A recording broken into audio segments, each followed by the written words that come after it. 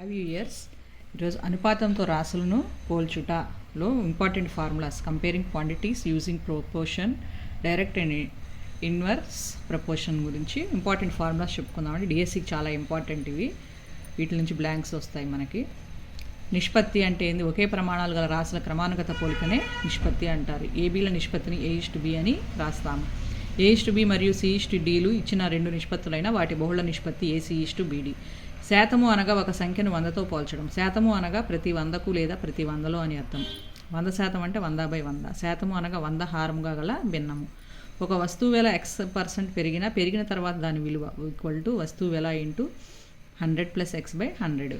ఒక వస్తువు వెల X% తగ్గిన తర్వాత దాని విలువ వస్తువు వెల ఇంటూ 100 - X/100 అండి. ఈ ప్రాబ్లమ్స్ చేసేటప్పుడు ఉపయోగపడతాయి ఈ ఫార్ములాస్. చాలా ఇంపార్టెంట్ అండి ఇవి.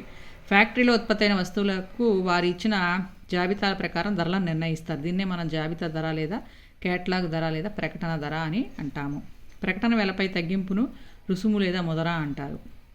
దీనిని ప్రకటన వెల లేదా జాబితా వెలపై నిర్ణయిస్తారు. రుసుము ఈక్వల్ టు ప్రకటన వెల మైనస్ అమ్మిన వెల. లాభము లేదా నష్టము అనేది ఎల్లప్పుడూ కొన్న వెలపై లెక్కిస్తారు.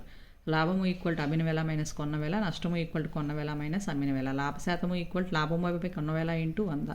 నష్ట శాతము ఈక్వల్ నష్టపుపై కొన్న వెల ఇంటూ 100. వ్యాట్ అంటే ప్రభుత్వం వారు అమ్మకపు వస్తువులపై పన్నులు వసూలు చేస్తారు. దీన్నే మనం విలువ ఆధారిత వ్యాట్ వాల్యూ యాడెడ్ ట్యాక్స్ అంటాము. వ్యాట్ అనేది అమ్మకపు వెలపై పెరుగుదల శాతం.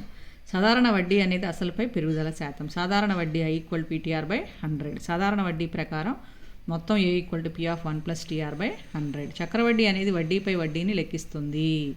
చక్రవడ్డీ ప్రకారం n సంవత్సరాలకు అయ్యే మొత్తం A = P(1 + R/100)n.